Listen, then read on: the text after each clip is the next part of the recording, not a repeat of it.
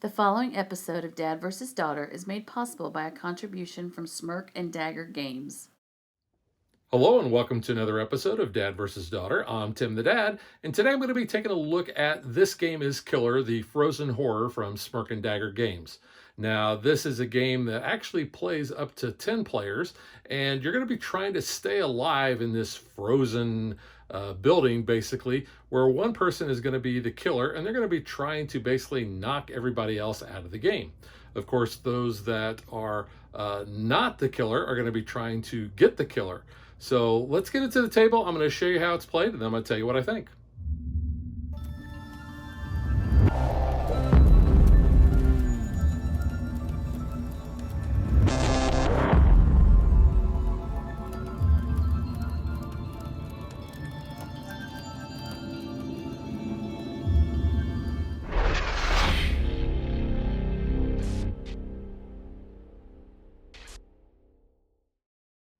To set up the game, you're going to take that destroyed room deck of 4 cards. You're going to shuffle those up and place them next to the board. You're going to give everyone a player character, and they get to choose what they want. I've already gone ahead and placed those out. Whoever last saw a horror movie gets to be the first player. So they're going to take that, and we're going to say that that was Becca Riley. And then, starting in the garage and going in player order, you're going to place their tokens out on the board just like this, filling up these rooms. And it's okay if one room has more than another. Based on the number of players, you're going to take the identity cards. You're going to get 1 horror card, and then the rest are going to be human. You're going to shuffle those up, and you're going to deal those out to each player. And everybody can look at what their identity is, but you're going to keep that secret from all the other players. You're going to shuffle the deck of the outpost cards, and you're going to deal 2 of those to each player. And some of them, when played, will tell you that those need to be removed from the game. So any of the other cards you're going to place in a discard pile when those are done. The rest of the cards you're going to just set near the board. Each player is going to be able to look at their 2 cards that they have and choose which one they want for their movement and which one they want for their action. Now, in this case, Becca's 2 cards have a 1 and a 2, so she may actually want to use this one to make that her priority. So let's say that she decides this is what she wants to use as her action. Looking at this, she knows she can move to the purple and the yellow. So let's say that she decides to use Torch It. So it says choose a room, place the fire token on it. At the end of the round, set it ablaze, killing all within. So let's say that she chooses to use that as the action. She places it face down in front of her so everybody can see that. She's going to take that fire token, and she's starting off in the garage. And remember, she can go either across the yellow or across the purple or magenta or whatever you want to call that. She knows she's not going to go to the radio room at all. So she decides to place that fire token there. Incidentally, Becca is a human. Then it goes to Coulter. Coulter's going to look at his 2 cards. And Coulter is in the radio room, so he knows that he wants to get out of there. Again, he's got a 1 priority. So he's going to use this as his movement. And he's going to place that face down in front of him. And he can move either to the garage, he can move over to the mess hall, or he could move up to the research lab. He decides he wants to get away from that fire, so he's going to use that green, and he's going to move over to the mess hall. Incidentally, Coulter is human. Now it comes to Kurt. Kurt looks at his 2 cards, and both are 2s, so it doesn't really matter. Now this gives him a lot of options for moving, so he may want to use that for his movement card, but he's looking at what he has here. It says, security alert purple. Place a lockdown token on a purple passage. For the rest of the round, movement through its passage is prohibited. So he thinks he's going to use that for his action.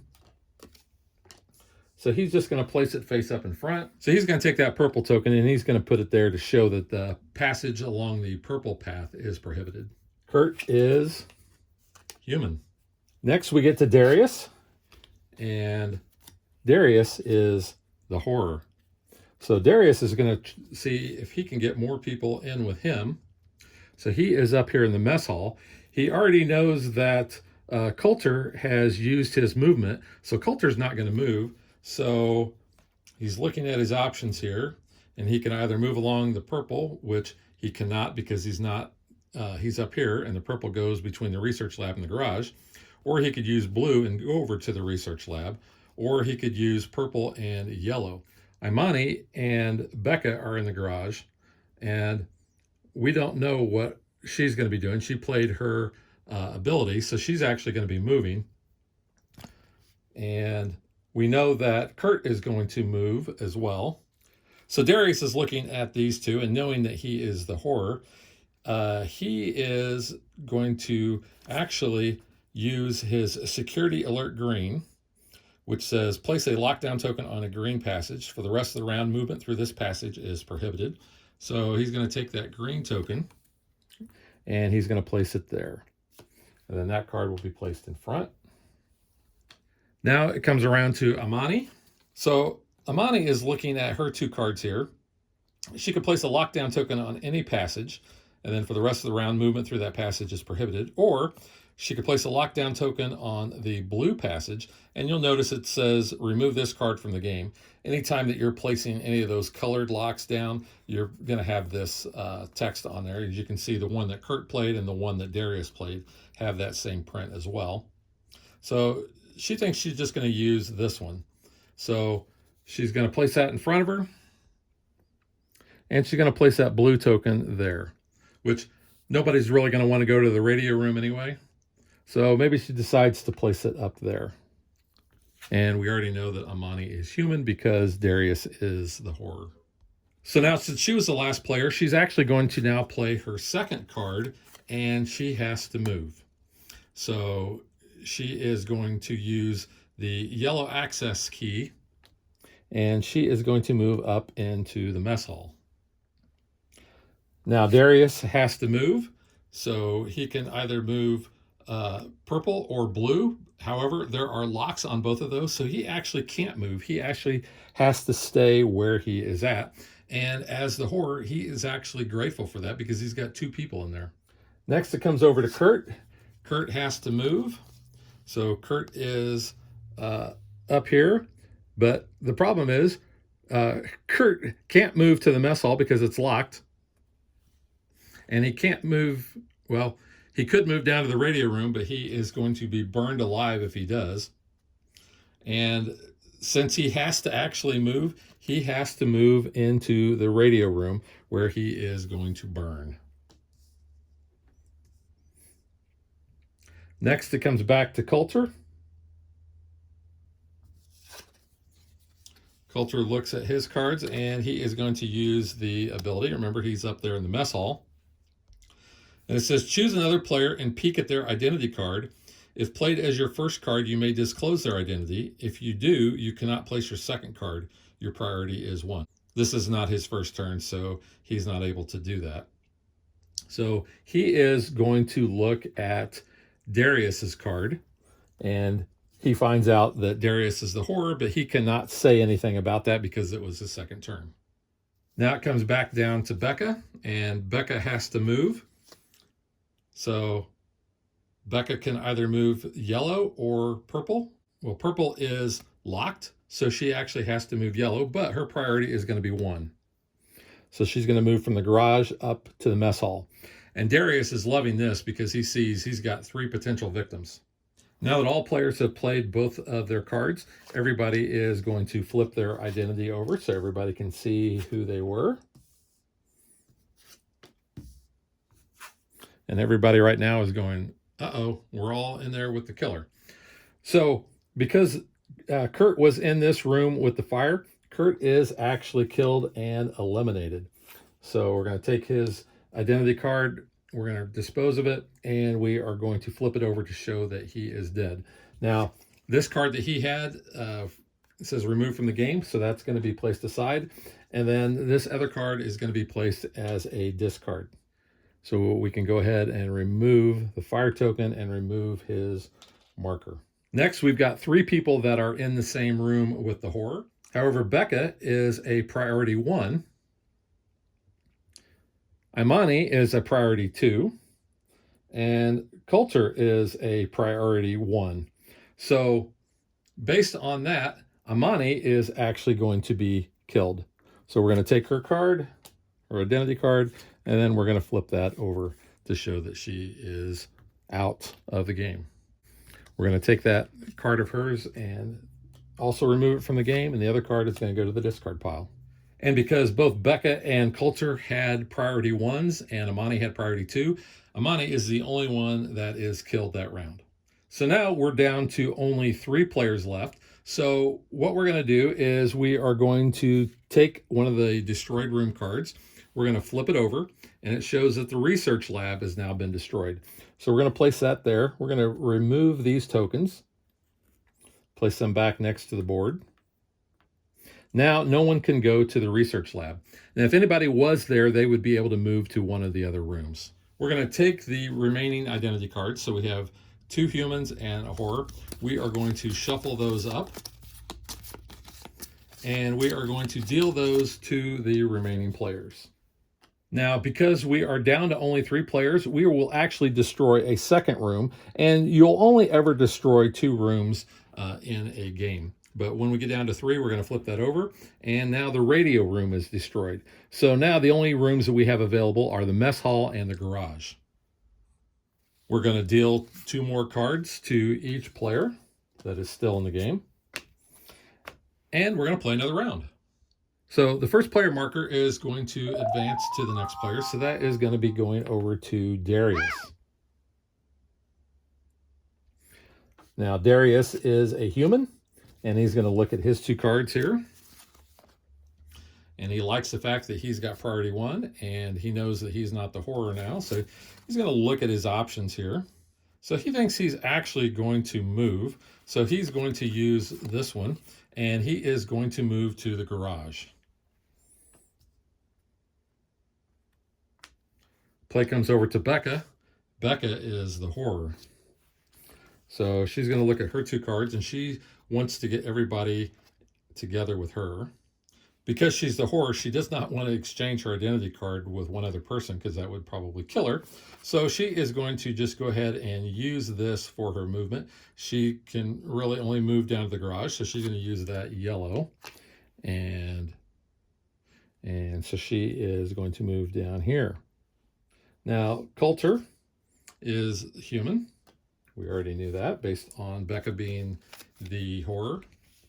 So he's going to look at his 2 cards, and he's in the mess hall. He's by himself, so he'd really like to stay by himself if possible.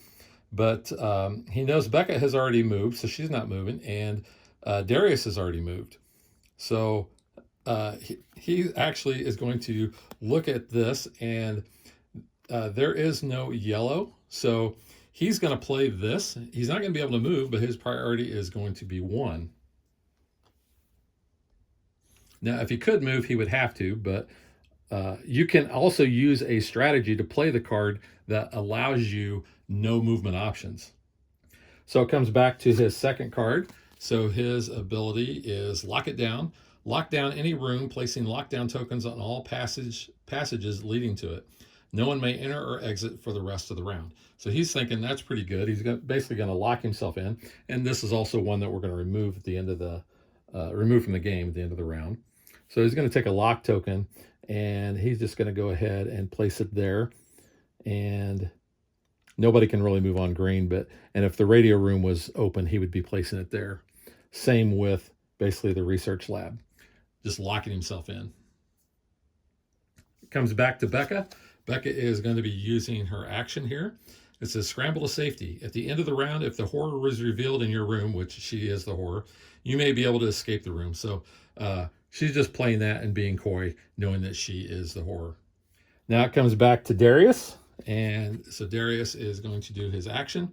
It says choose a room. All other players in that room must leave by any open passage if available. Well, guess what? Colton locked that room down, so nobody is leaving the garage. So now everybody flips over their identity cards, and we see that Becca was the horror, and sadly, Darius was the only one who was still there. So Darius has actually been eliminated. Now for the next round, first player is going to go to Becca, and essentially it's going to come down to playing out until the last person is standing in this situation. You're only going to have one horror and one human. You are not going to put any more destroyed rooms down. Again, you're only going to put a maximum of 2. You will remove these locks, and you will discard cards. Every player is going to get 2 more, and you're just going to keep going until the last person standing. The last one standing is the winner. If the horror is killed, then the humans win, but most of the humans are already dead. If the horror wins, then the horror wins alone. So that is how you play. This game is Killer Frozen Horror. So now let's get to what I think.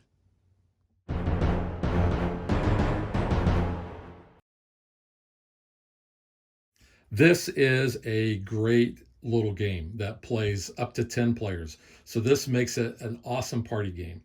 It's got a great premise. This is essentially the movie The Thing in a very streamlined format. Games really take about, 10, 15 minutes tops. And when I first learned this game, we played 3 games back to back to back. We all loved it so much. They play fast. It's not a hard game at all. You're either playing a card for movement or you're playing a card for an action. That's it. It's one of those that you may not have an option, you may not be able to move, or the killer does something. There is a really funny card that I do like. So this is one of those. Don't run with a man with a gun. So at the end of the round, shoot and kill a player in your room, then move through an open passage to an occupied room with the most players, if available, before identity cards are revealed. I kind of like that one. That one's funny.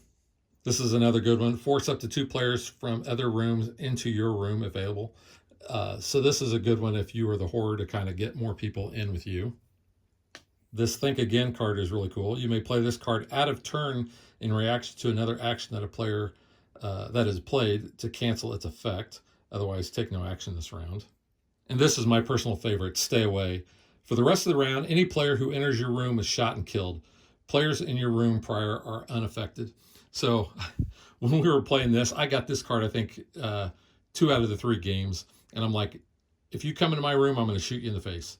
And I know it sounds morbid, but it was actually very funny. Everybody was laughing and having a great time, which is kind of the gist of this game. It plays fast. It is easy, to comprehend. There is some strategy involved, but this is a game that I've played with up to 8 players, I think, in all 3 of our games, and everyone loved this game. Like I said, even if you're knocked out first turn, the game doesn't last that long. You're probably going to play it again, and so you're right back in. And every round, the identity is going to change. So you may be human, you may be the horror. You just never know. I have actually never have been the horror yet. I've been eliminated. In fact, I think the first game I played, I was eliminated first round. And then I think I got close to the end, but ended up getting killed by the horror before I could win. But like I said, gameplay on this is awesome. So let's talk about components. So I really like this little, basically a mouse pad size mat. It wasn't needed, but it's very nice. And especially for a $15 price point on this game, that's really kind of a nice thing to have. These are nice. They're serviceable. Just a reminder of who everybody is. So, I mean, you could have minis, but it would be hard to distinguish who was a mini. Here, you're going to see the color and their number. So you can easily look across the room and you can tell, hey, I know this is this player and I know this is that player. The art style doesn't have to be anything major, but the character cards I think are really cool. Here are the ones that we didn't have.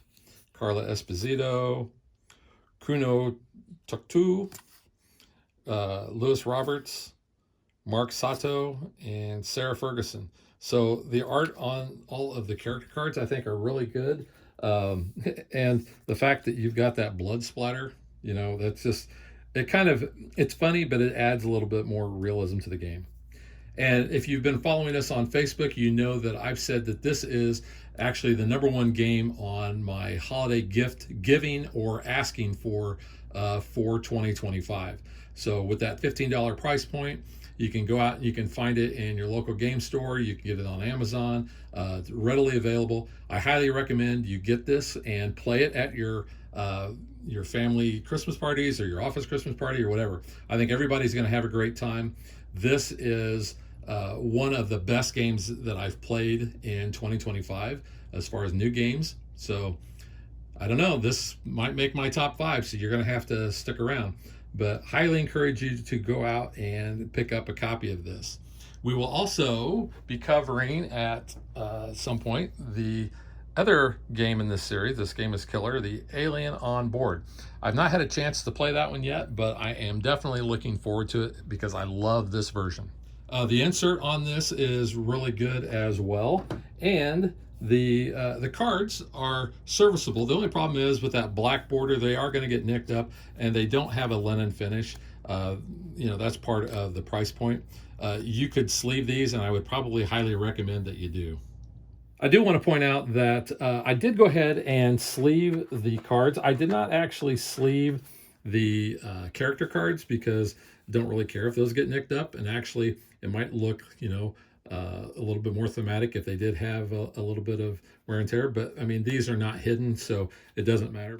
So I used regular standard sleeves on these. These just happen to be Rikers, so they've got that nice textured background. But you can see the cards fit just fine in that, and they fit really good in that well. And the identity cards can go right on top there. So this game is Killer, the Frozen Horror, a hilariously deadly party game from Smirk & Dagger, and we will catch you guys next time. Thanks for watching our video. We hope you enjoyed it, and if you did, click that like and subscribe button. You can also follow us on social media like Facebook and Twitter at DadBeDaughter. And if you like what we do and you want to support us, you can visit our Patreon page. So thanks for watching. Thanks.